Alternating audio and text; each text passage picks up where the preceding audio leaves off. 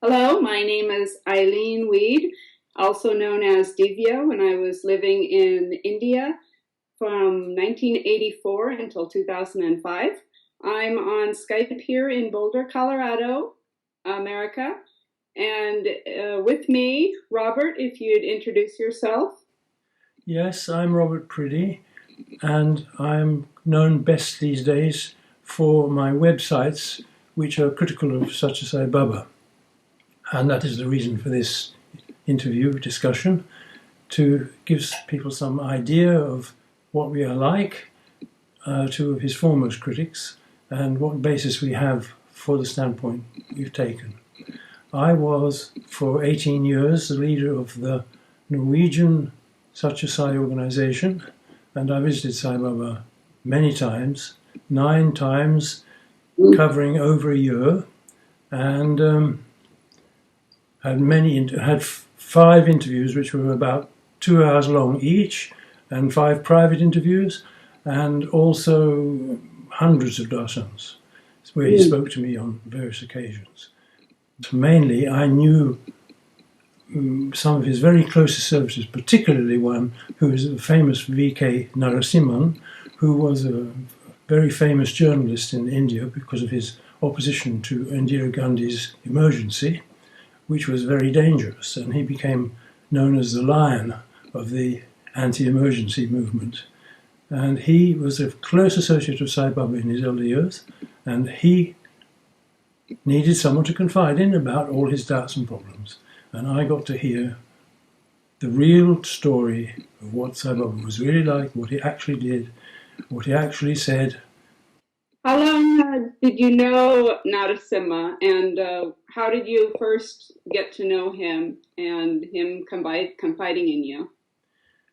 I first met him very briefly on my first visit, but he looked very strange. He had a ruti on his forehead and a red mark and in a dhoti, and he looked very odd.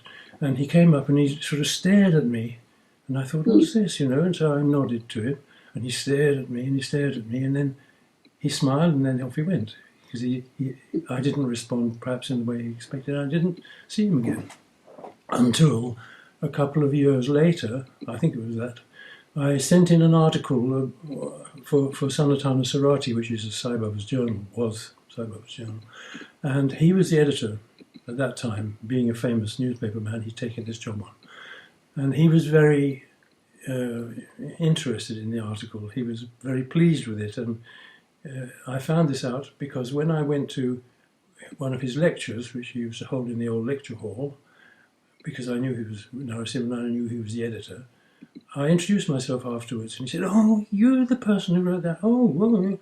And it turned out that we had a very close relationship from then on. And I didn't understand why. I thought, well, he likes what I write and so on, and he kept on pressing me to write more and more articles and so on.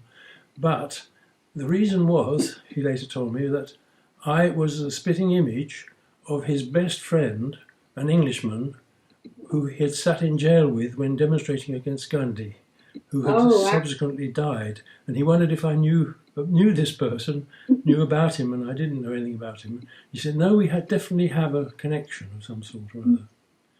And it turned out later on that here in Norway, one lady came who was a devotee, and she had actually been in India with her husband, who was Indian at the time.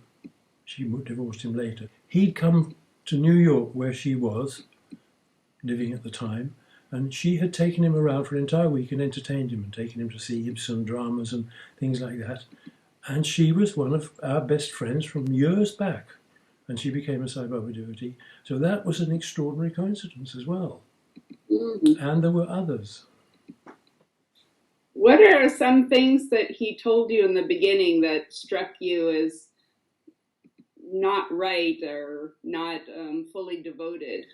Yes, definitely. During the first lecture he gave, he said something on the lines of, Sai Baba is not omniscient. You can't be both omniscient and omnipotent at the same time. So Narasimhan agreed with the Oxford philosopher G.E.M. Joad, who said that omniscience and omnipotence were not compatible, because if a God knew everything, then he could not fail to act and use his will to improve the world, which is in such a bad state.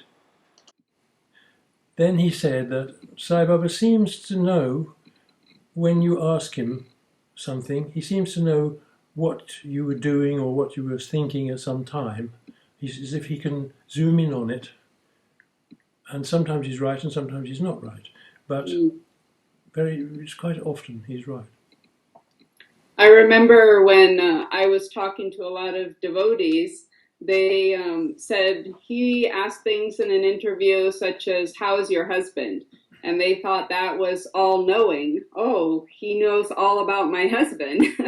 But he asked a lot of women that weren't married the same thing. And when they said, "I'm not married," he would use an excuse and say something like, "Oh, you will be. And I know him in the future," or something. So it seemed to me a lot of things, he said the same things to many people, and sometimes he'd be right and sometimes not. Exactly. So when Narasimha, when you heard that from him, was that in a lecture that he did with a lot of people, or is that yes, privately? it was. Well, about 25 people or something like that.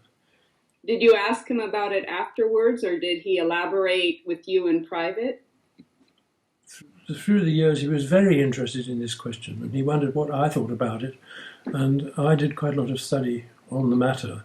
Do you have a specific example of something he mentioned that happened at the ashram, or something in Sai Baba's life that proved that he wasn't omniscient and didn't know everything that was happening? Many things. Oh. Many things. One thing which was rather telling above all else was that he had never seen anybody who had ever been cured by Sai Baba. Oh. And he had seen many people come and go, and he never felt that a single one was true. And he himself had an eye operation. Sai Baba used to arrange this for some of his devotees to go and have an eye operation when they needed it. And he had an eye operation, and it was very successful. And he came back to the ashram, and he didn't follow the instructions, and he took the bandage off too early. Mm-hmm. And he got infected in the eye, one eye. Mm-hmm. And it began to be very painful and inflamed. And he went to Sai Baba, and Sai Baba said, "Oh yes," and he made some vibhuti for him, apparently made. Mm-hmm. Don't know how he did that, but put it on his eye, didn't get any better. So within another few hours or so, he came back to Swami, because he could just walk in and knock on the door practically. Mm-hmm. And Swami sent him in his own car to Bangalore, to a specialist, and he lost sight in his eye. Oh. So that proved in a way that if his own closest servitor, at least one of his very closest servitors, who was his editor, who needed his eyes in order to edit the thing, couldn't be saved, what then? Narasimhan is blind in his right eye after the failed healing of Sai Baba. Were you around the time when Kutumarao, one of his closest associates, was sick, and we had heard on the outside that his cancer was canceled and that he had to go? Sai Baba told him, your cancer is canceled and you have to go back to work and you'll be fine. And then Kutumarao just got worse and worse and finally died of cancer. Were you around that time, or did you hear any comments from Narasimha when that was happening? Not from Narasimhan, but I knew Kutumarao. I met him a few times, and by this time he was actually dying of cancer. And a friend of mine, an Anglo-Indian who spoke Hindi and other languages, told me that the specialist had opened him up and said he is just a complete mass of cancer. There's no way he can be saved. Wow. And there are numerous cases of this. We had a devotee here who died from cancer. He sent vibhuti with me to her and said that she would be better and so on. Died within a year.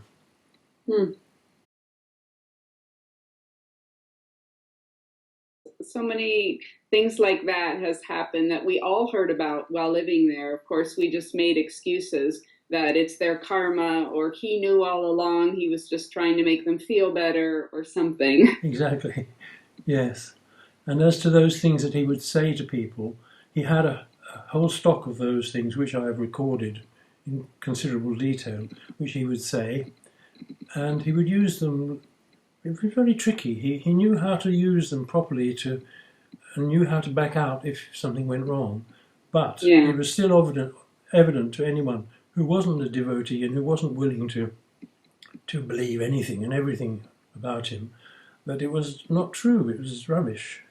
He said things to me too of that nature which weren't true, which weren't accurate.